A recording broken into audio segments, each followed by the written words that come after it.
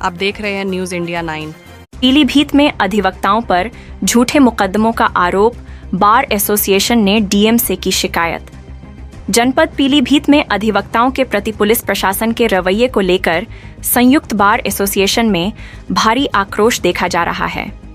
दिनांक 24 जुलाई 2025 को प्रातः 11:30 बजे जिला महासचिव आनंद मिश्रा एडवोकेट के नेतृत्व में अधिवक्ताओं का प्रतिनिधिमंडल जिलाधिकारी ज्ञानेंद्र सिंह से मिला और उन्हें एक ज्ञापन सौंपा। ज्ञापन में कहा गया कि जनपद में पुलिस अधिकारी अधिवक्ताओं पर लगातार झूठे और संगीन धाराओं में मुकदमे दर्ज कर रहे हैं, जिससे अधिवक्ताओं की समाज में छवि धूमिल हो रही है। यह स्थिति न केवल अधिवक्ताओं को मानसिक रूप से प्रभावित कर रही है, बल्कि उनके परिवार वालों पर भी इसका नकारात्मक प्रभाव पड़ रहा है। दावा किया गया कि बार एसोसिएशन की जानकारी के बिना यदि पुलिस अधिवक्ताओं पर कोई अभियोग दर्ज करती है तो यह अन्यायपूर्ण होगा। जिला महासचिव आनंद मिश्रा ने स्पष्ट रूप से मांग की कि अधिवक्ताओं पर कोई भी मुकदमा दर्ज करने से पूर्व बार एसोसिएशन को सूचित किया जाए और मामले की निष्पक्ष जांच कर उचित कार्रवाई की जाए। संघ ने चेतावनी दी कि यदि प्रशासन इस दिशा में गंभीरता नहीं दिखाता तो अधिवक्ता प्रशासनिक, राजस्व और न्यायालयिक कार्यों का पूर्ण बहिष्कार करेंगे। अधिवक्ताओं में इस विषय को लेकर खासा रोष है और जल्द समाधान की मांग की जा रही है। पीलीभीत से राजू की रिपोर्ट।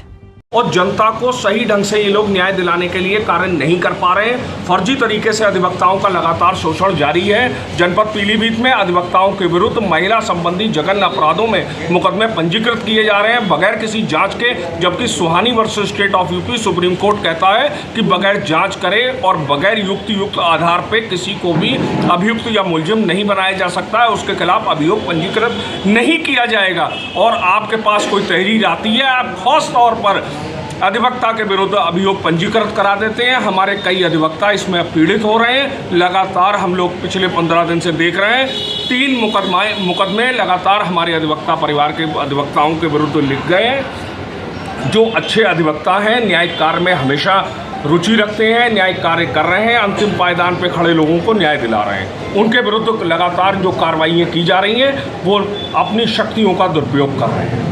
और दूसरी सबसे बड़ी समस्या है कि पुलिस का जो रवैया है वो न्यायपालिका को दरकिनार रखने का है। जो थाने से आख्याएं जानी चाहिए एंटीसिपेटरी बेल रिलीज एप्लीकेशंस पे 2-2 महीने 2.5 महीने हो जाते हैं। पुलिस द्वारा अपनी रिपोर्ट्स नहीं प्रेषित की जा रही हैं, जिससे वादकारी को न्याय नहीं मिल पा रहा। क्या वजह है रिपोर्ट अब तक पेश नहीं कर पाती पुलिस? इसमें देखिए, पुलिस का तानाशाह रवैया एक सबसे बड़ा रीज़न है, सबसे बड़ा कारण है, जिसकी वजह से कोर्ट्स में सही समय पे रिपोर्ट्स नहीं पहुंच रही हैं और न्यायालय में डिस्पोजल्स नहीं हो पा रहे हैं। तो पुलिस अधीक्षक की मॉनिटरिंग पे भी सवाल उठा। हम लोग इससे पहले पुलिस अधीक्षक महोदय से भी मिले थे।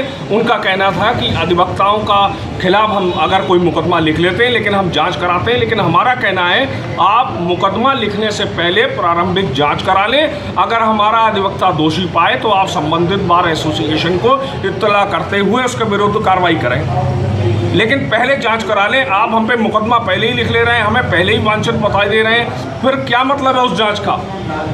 हमारे कैरेक्टर का एसोसिनेशन तो पहले ही आप करे दे रहे हैं।